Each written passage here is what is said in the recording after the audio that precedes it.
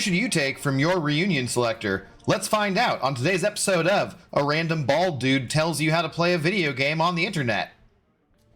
Hey!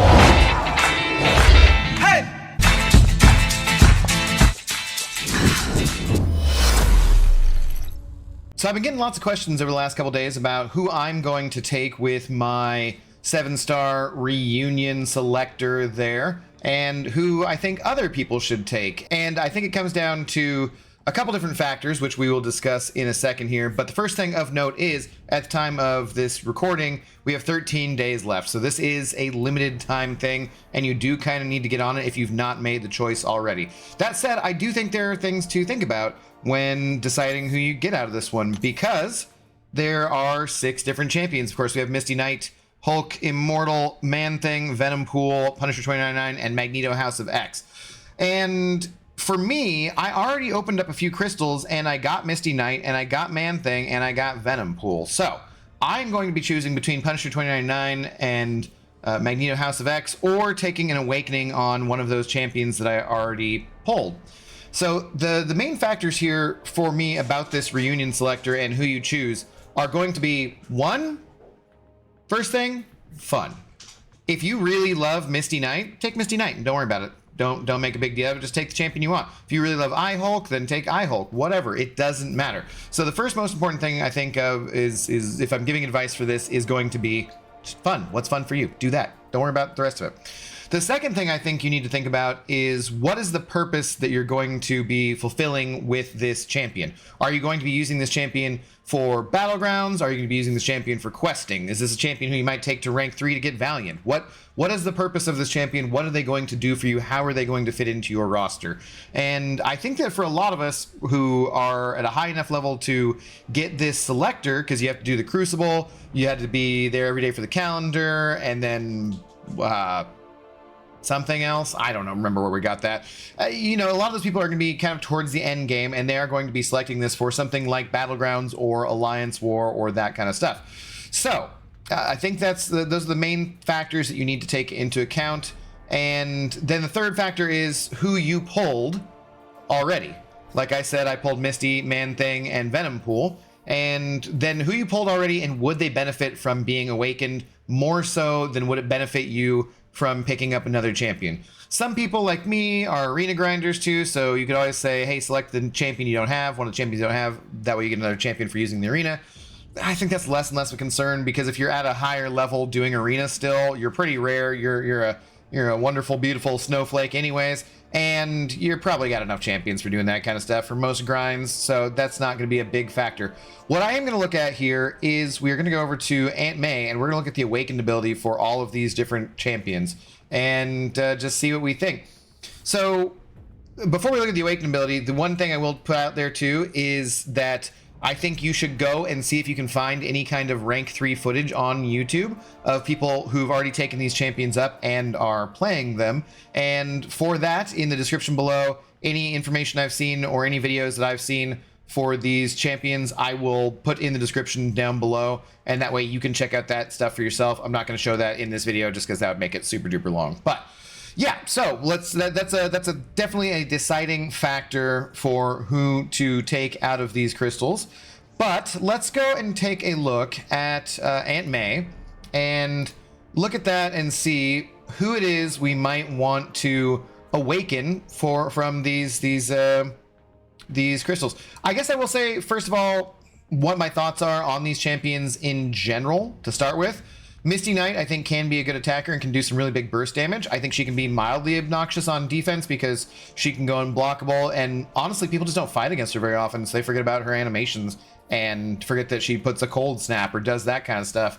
So she could be a little bit annoying. Some metas in particular, if there's extra shrug, or if you need to do damage that she can, mitigate and stuff, then she's gonna be a little bit more annoying, but I don't think she's like a top tier defender. Hulk, he is going to be somewhat annoying because he has that extra life on defense in Battlegrounds or in Alliance War, but that gets mitigated, or it just gets straight up blocked by certain champions. You can just have him fail it in certain ways, and you can definitely play around it. I don't think he's a really great Battlegrounds defender either. He could be a bit of a stall, but a lot of people are running a champion like Black Cat in their deck and have her pretty highly ranked up, and she's gonna just smoke this fool. As far as on offense, he's really fun, and if you want him for questing, he's gonna be really great for questing content. He's not gonna be a Battlegrounds attacker because he's not gonna do his damage quickly unless he loses all his health, and you don't want that in Battlegrounds, right?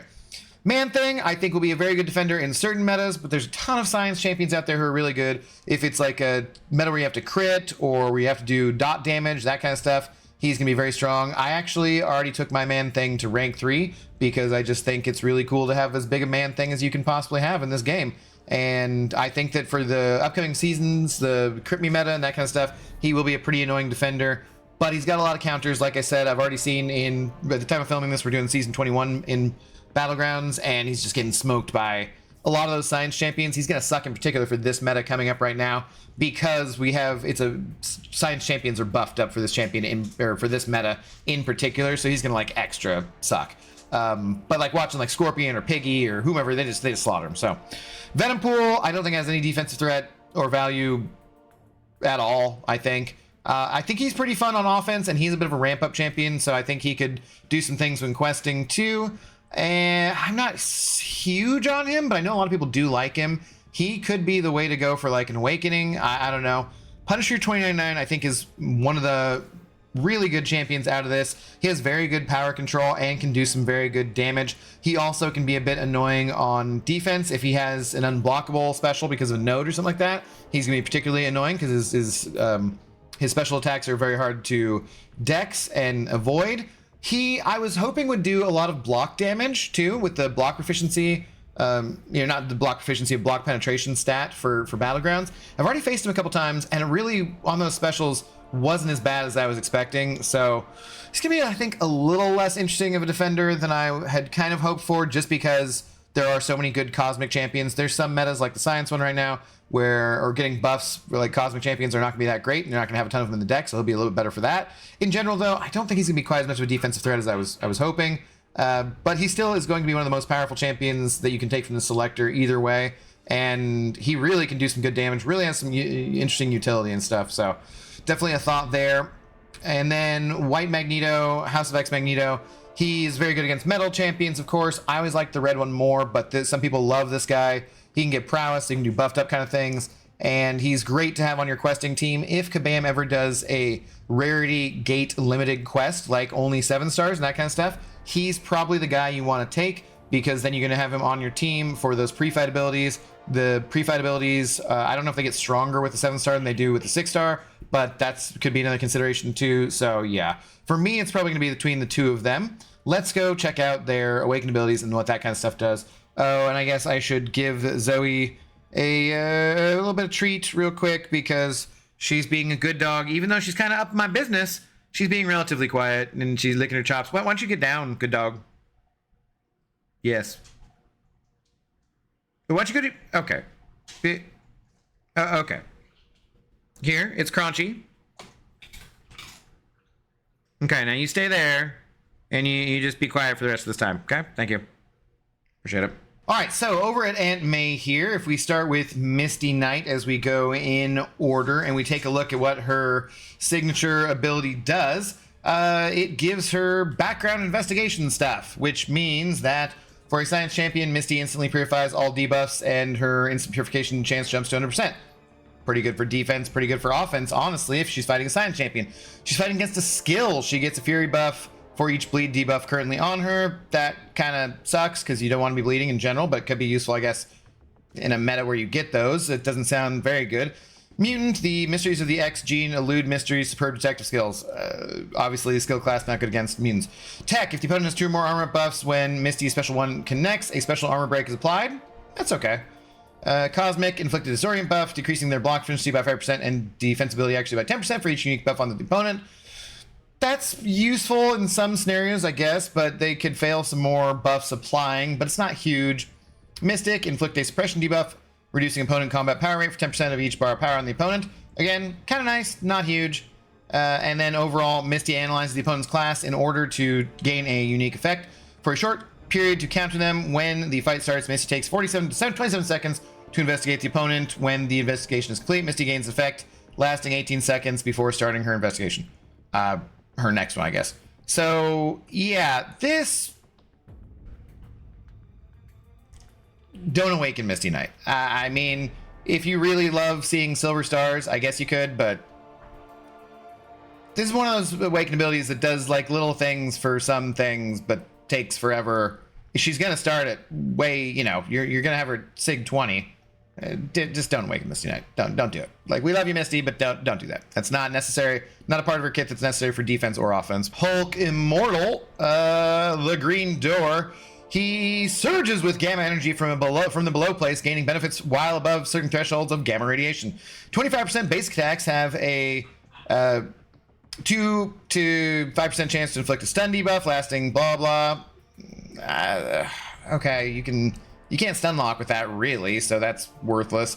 50% when the opponent is immune to a stun effect or stun effect expires. Inflict a weakness debuff, decreasing attack rating by blah, blah, blah.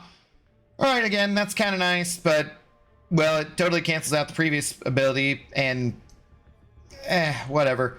And he has a 75% chance to inflict a indefinite petrified debuff. Don't awaken Hulk either. Don't, if you really love to see silver stars, this ability, it doesn't give him a second life. It doesn't really matter. Just don't bother with it. It's not that important to him. Don't choose Hulk and awaken him if that's what you're doing. Not necessary at all. Next up, we got Ted here, Mr. Man-Thing. If Man-Thing is at or above 50% health, it's Ted, man. I think it's pretty sure he's a he.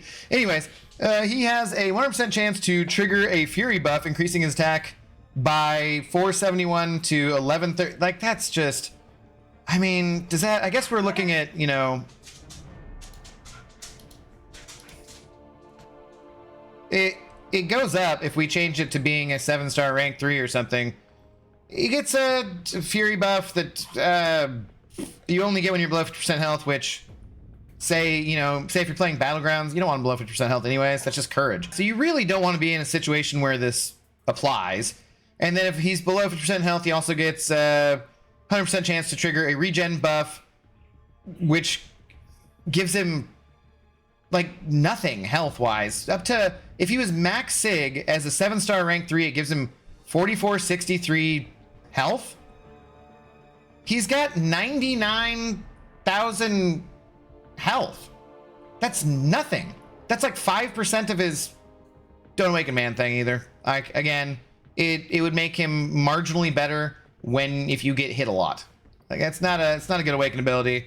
I think maybe Kabam chose most of these because the awaken ability isn't that impressive, so I don't know. Keep that in mind. Next up, we got Venom Pool here.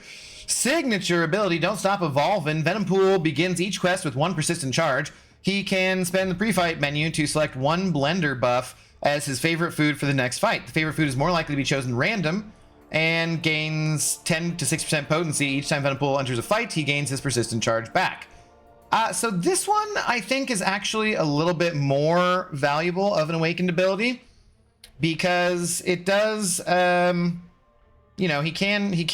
gets his pre-fight from that specifically. How important this is to him, I'm not 100% sure. Yeah, I'm not 100% sure exactly how important this is, but I think it's decent. So he could choose either critical rating, combat power rate, I think, or blender buffs don't stack once Venom Pool has acquired all 5, blah, blah, blah. He'll instead gain stacking Fury buffs, which granting, yeah. So I think it's kind of important because he starts off with 1. I don't know if it's important enough to select him if you've already pulled him. I'm not sure.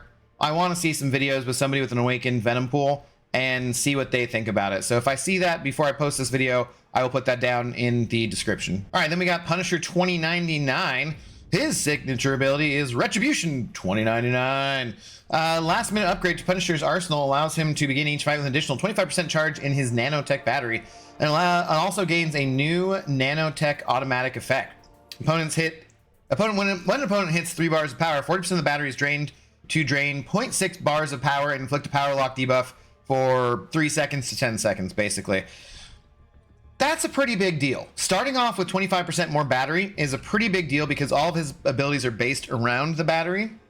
And you know, the power drain part and then power lock is super big, because in certain situations to finish off a fight, you're going to be able to push the opponent to a special 3 and not have to worry about it, because it'll give you enough time, depending on where you're at, to either you can push them to special 3 and then finish them off with your special, or you can push them to special 3, have a special lock, and do enough combos to get them down, you know? So this is actually a fairly big deal for Punisher 2099. If you already pulled 2099 from one of your crystals, I would seriously consider taking him as a awakening here. If I had pulled him already, I think I would probably do that. I think I still might take this guy just anyways, because I think he's one of the best champions out of here, and I already got my most wanted champion, which is Man-Thing for defense. But yeah, if you've already pulled Punisher 2099, I would strongly consider taking the awakened ability. Last but not least, we have Magneto, House of X. His signature ability being Evolve But Remember. Knocking out opponent grants an additional persistent charge. Magneto's, which is good to get the persistent charge back. That's very good if you're questing and you're going to be using him a lot. Definitely want that. Magneto's Bleed and Armor Break debuffs gain up to blah blah blah percentage duration based on how much bonus damage, special damage he's gaining from Prowess effect, max potency at 150% Prowess. I feel like that's decent too. I feel like this is a pretty good awakened ability. The awakened ability, I think, is pretty strong if you're, especially if you're questing with him and gonna be using him, trying to apply that pre-fight multiple times, say on a path that has a similar thing that you're using it for, like making them stun, if they're stun immune, making them so they can be stunned. But also for damage, I think this is a pretty big deal too. And because having those armor breaks and those bleed debuffs last longer, I think it's a pretty big deal. And if you have White Magneto already, I think you want to strongly consider taking him a second time to awaken him. Now, so that being said, after looking at all those abilities, there are some things to consider about these champions, like, do you want to take Punisher 2099 or White Magneto there, because they are much better awakened? And I would say, I still think you can take either of these champions, even if you're not going to be able to awaken them. And eventually we will be able to awaken them. These champions are probably going to go in the basic crystal at some point soon, relatively soon, right? Because that's what they've done with some of these other selectors in the past. So I think that that would not keep me from selecting one of those champions just because you couldn't get them awakened. But it is something to consider. So yeah, the final thing that I would consider when looking at this is, did you go and did you open all of your reunion crystals here? The ones that we were getting, the 7-hour reunion crystals here. As you can see, I have not opened mine yet. There's a very small chance that you're going to get a 7-star out of this or a selector, like very small, right? But it is a chance, so make sure that you've opened all these crystals first before cashing in your reunion selector with those 3 tokens. So what am I going to do? I'm not sure. I'm going to watch some more videos. Like I said, I will try to put those down in the description. Just make sure that you're doing this within the allotted timetable. Do not forget about that. And I should have this video out as soon as I can. If you found this video to be useful, please do drop a like, comment, let me know what you guys did, what your choices were, and make sure you're subscribed, and I will catch you in the next one. Cheers.